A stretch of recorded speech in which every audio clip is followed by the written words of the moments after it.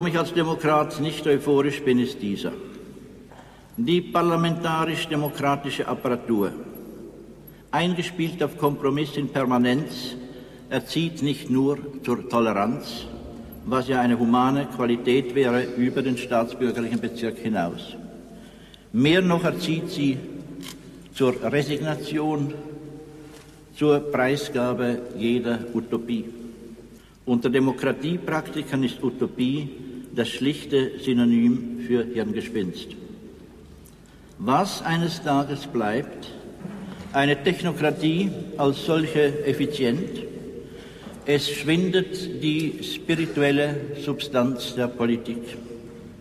Es bleibt Politik als Fortsetzung des Geschäfts mit anderen Mitteln, ein gewisser Wohlstand für die meisten als Köder zum Verzicht auf Selbstbestimmung, die Verkümmerung unserer Humanität in Konsumhörigkeit. Unsere Frage: Wenn wir von Frieden reden und gesetzt den Fall, wir glauben an seine Möglichkeit, wie stellen wir uns den Frieden vor? Unsere vernunftmäßige Ablehnung des Krieges als Mittel der Politik besagt noch nicht, dass wir friedensfähig sind. Gesellschaften mit Gewaltstruktur mögen sich den Nichtkrieg wünschen, der Friede widerspräche ihrem Wesen. Da keine Herrschaft je eingestehen wird, dass sie eine Armee auch braucht, um sie unter Umständen gegen die eigene Bevölkerung einzusetzen, ist sie zwecks Tarnung dieser Armeefunktion gezwungen zu einer Rüstung, die das Vaterland vor aller Welt zu schützen verspricht. Also durch diese Rüstung wiederum gezwungen zur Pflege des Feindbildes, das solchen Kostenaufwand und Verschleiß rechtfertigt. Eine friedensfähige Gesellschaft wäre eine Gesellschaft, die ohne Feindbild auskommt. Ob der Überlebenswille der Gattung ausreichen wird zum Umbau unserer Gesellschaften in eine friedensfähige, weiß ich nicht. Wir hoffen, es ist dringlich, das Gebet für den Frieden. Das Gebet entbindet nicht von der Frage nach unserem politischen Umgang mit dieser Hoffnung, die eine radikale ist.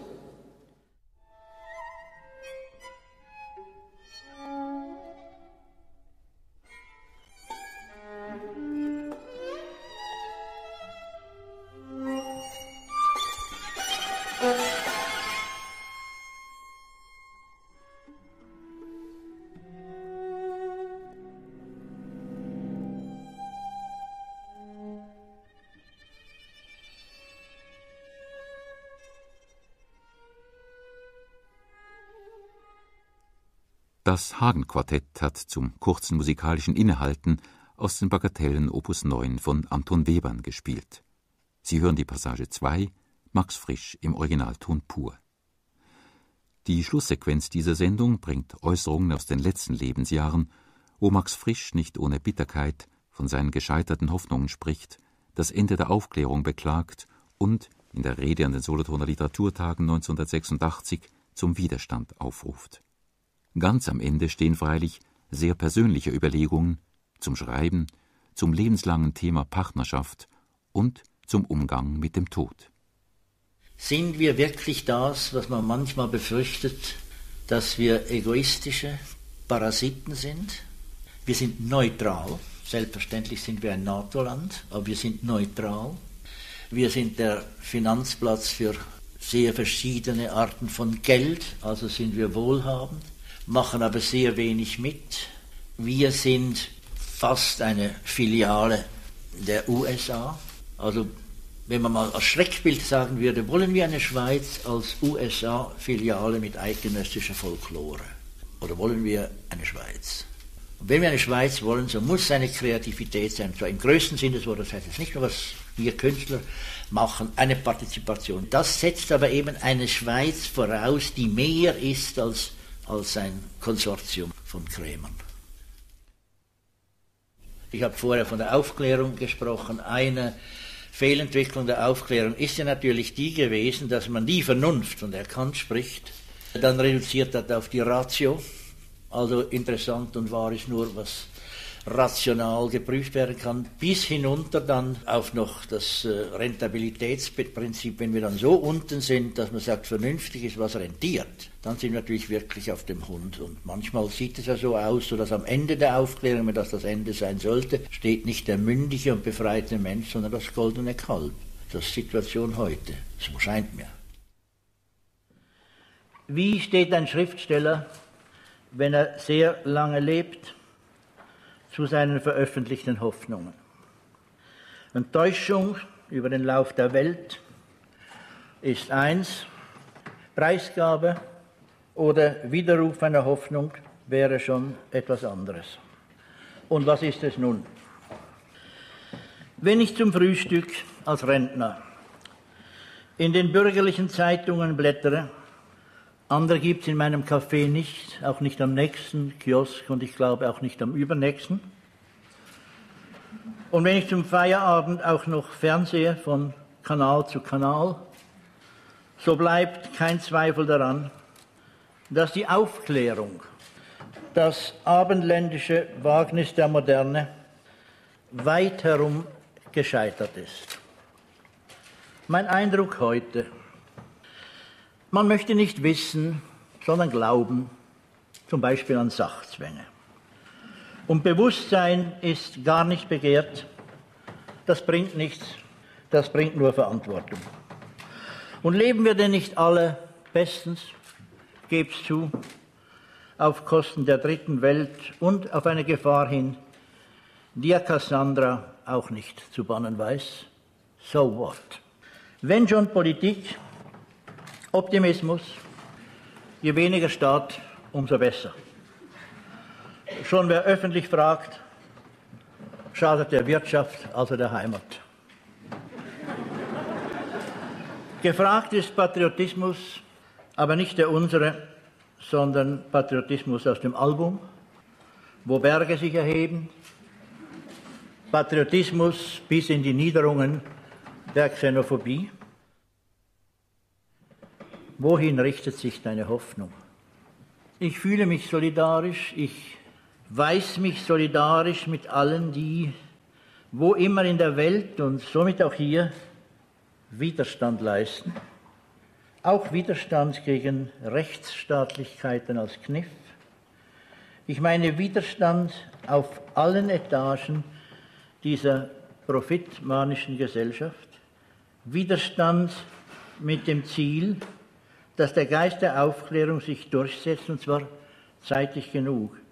Nicht als historische Reprise, sondern durch historische Erfahrung erweckt zu neuen und anderen Versuchen eines Zusammenlebens, eines lebbaren Zusammenlebens von mündigen Menschen.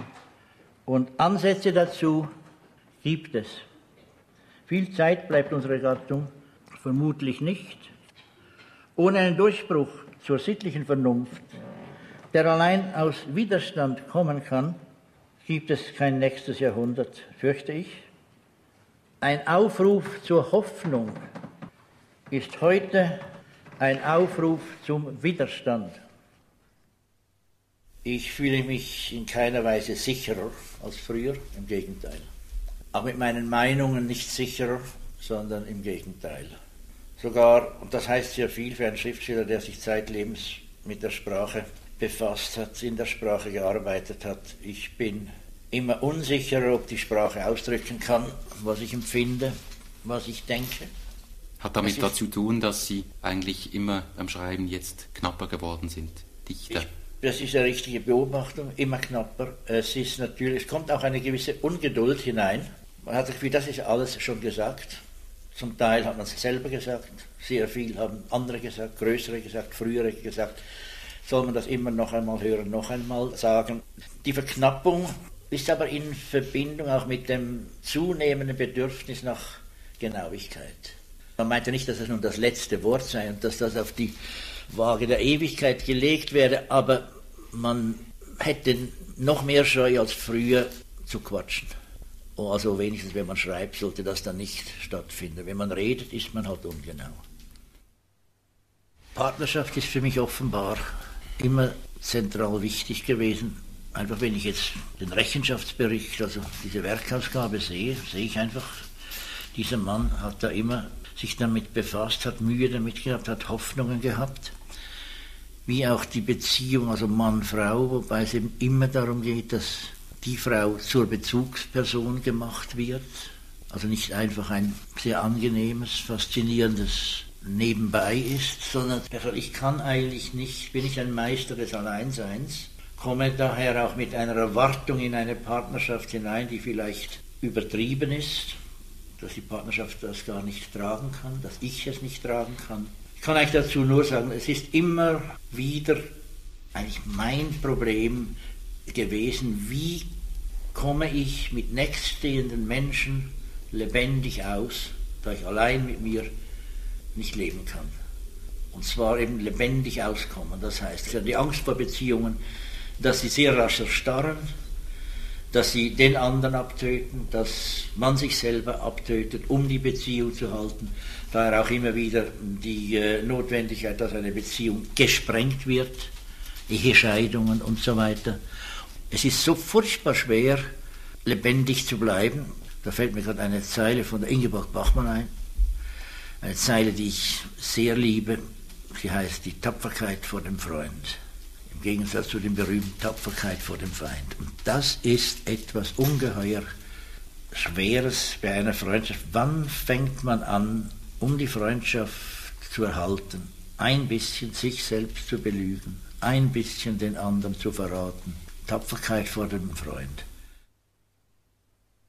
Es ist mir sehr wichtig, dass man eine Todesvorstellung hat für sich selber und dass man sie nicht verdrängt. Und wir haben keine große gemeinsame Todesvorstellung. Wir haben verschiedene. Die eine ist die christliche, dann gibt es verschiedene Sekten und im Großteil wird es einfach verdrängt. Der Tod kommt halt dann mal nicht.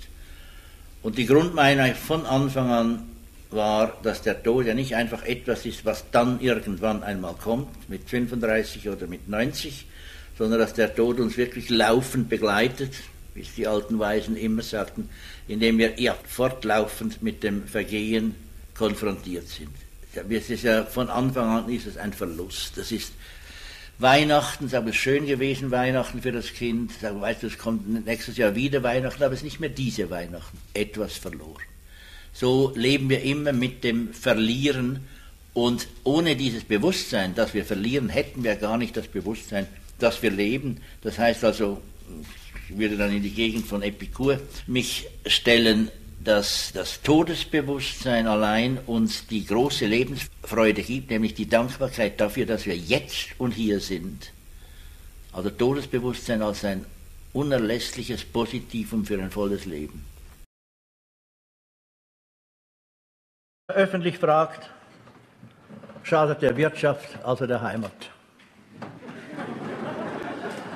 Gefragt ist Patriotismus, aber nicht der unsere, sondern Patriotismus aus dem Album, wo Berge sich erheben, Patriotismus bis in die Niederungen der Xenophobie.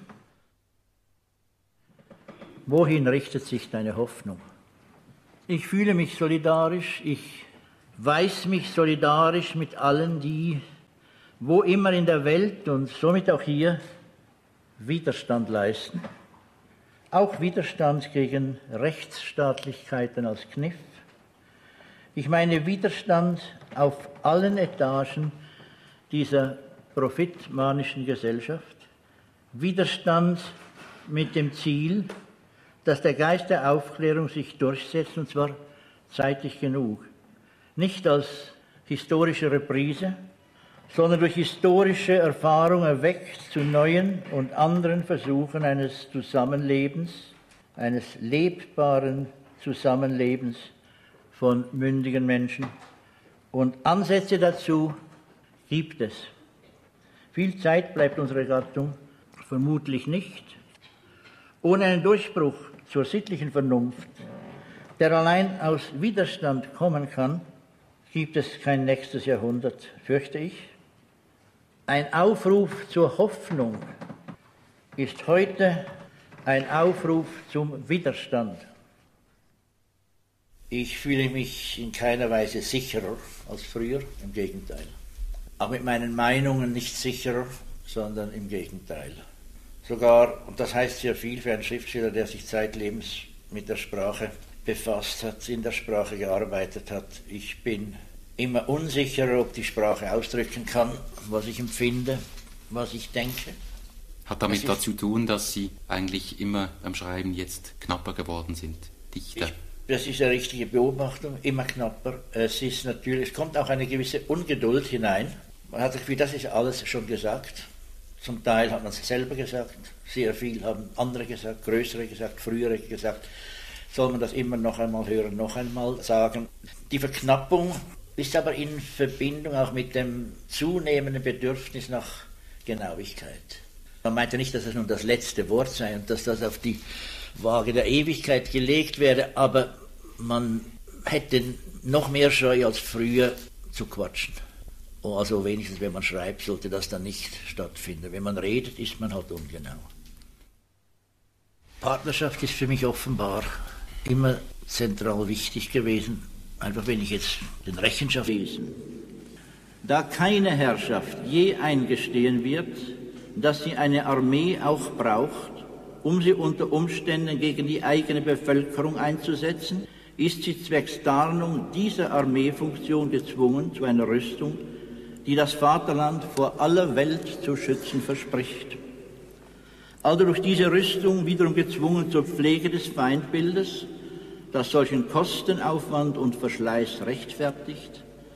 Eine friedensfähige Gesellschaft wäre eine Gesellschaft, die ohne Feindbild auskommt. Ob der Überlebenswille der Gattung ausreichen wird zum Umbau unserer Gesellschaften in eine friedensfähige, weiß ich nicht. Wir hoffen, es ist dringlich, das Gebet für den Frieden. Das Gebet entbindet nicht von der Frage nach unserem politischen Umgang mit dieser Hoffnung, die eine radikale ist.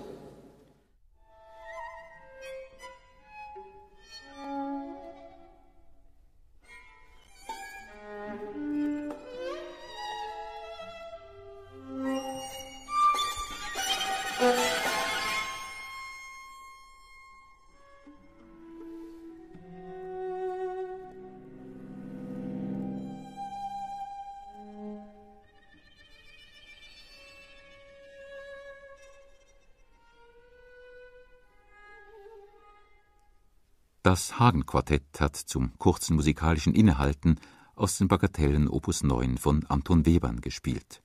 Sie hören die Passage 2, Max Frisch im Originalton pur. Die Schlusssequenz dieser Sendung bringt Äußerungen aus den letzten Lebensjahren, wo Max Frisch nicht ohne Bitterkeit von seinen gescheiterten Hoffnungen spricht, das Ende der Aufklärung beklagt und in der Rede an den Solothurner Literaturtagen 1986 zum Widerstand aufruft. Ganz am Ende stehen freilich sehr persönliche Überlegungen zum Schreiben, zum lebenslangen Thema Partnerschaft und zum Umgang mit dem Tod. Sind wir wirklich das, was man manchmal befürchtet, dass wir egoistische Parasiten sind? Wir sind neutral. Selbstverständlich sind wir ein NATO-Land, aber wir sind neutral. Wir sind der Finanzplatz für sehr verschiedene Arten von Geld, also sind wir wohlhabend, machen aber sehr wenig mit. Wir sind fast eine Filiale der USA. Also wenn man mal als Schreckbild sagen würde, wollen wir eine Schweiz als USA-Filiale mit eidgenössischer Folklore? Oder wollen wir eine Schweiz? Und wenn wir eine Schweiz wollen, so muss eine Kreativität sein. Und wenn ich zum Feierabend auch noch fernsehe von Kanal zu Kanal, so bleibt kein Zweifel daran, dass die Aufklärung, das abendländische Wagnis der Moderne, weit herum gescheitert ist. Mein Eindruck heute: Man möchte nicht wissen, sondern glauben, zum Beispiel an Sachzwänge. Und Bewusstsein ist gar nicht begehrt. Das bringt nichts, das bringt nur Verantwortung. Und leben wir denn nicht alle bestens? Geb's zu. auf Kosten der dritten Welt und auf eine Gefahr hin, die ja Cassandra auch nicht zu bannen weiß. So what? Wenn schon Politik, Optimismus, je weniger Staat, umso besser. Schon wer öffentlich fragt, schadet der Wirtschaft, also der Heimat. Gefragt ist Patriotismus, aber nicht der unsere, sondern Patriotismus aus dem Album, wo Berge sich erheben, Patriotismus bis in die Niederungen der Xenophobie. Wohin richtet sich deine Hoffnung? Ich fühle mich solidarisch, ich weiß mich solidarisch mit allen, die, wo immer in der Welt und somit auch hier, Widerstand leisten. Auch Widerstand gegen Rechtsstaatlichkeiten als Kniff. Ich meine Widerstand auf allen Etagen dieser profitmanischen Gesellschaft. Widerstand mit dem Ziel, dass der Geist der Aufklärung sich durchsetzt, und zwar zeitig genug. Nicht als historische Reprise, sondern durch historische Erfahrung erweckt zu neuen und anderen Versuchen eines Zusammenlebens, eines lebbaren Zusammenlebens von mündigen Menschen. Und Ansätze dazu gibt es. Viel Zeit bleibt unsere Gattung vermutlich nicht. Ohne einen Durchbruch zur sittlichen Vernunft, der allein aus Widerstand kommen kann, gibt es kein nächstes Jahrhundert, fürchte ich. Ein Aufruf zur Hoffnung ist heute ein Aufruf zum Widerstand. Ich fühle mich in keiner Weise sicherer als früher, im Gegenteil. Auch mit meinen Meinungen nicht sicherer, sondern im Gegenteil. Sogar, und das heißt sehr viel für einen Schriftsteller, der sich zeitlebens mit der Sprache befasst hat, in der Sprache gearbeitet hat, ich bin immer unsicherer, ob die Sprache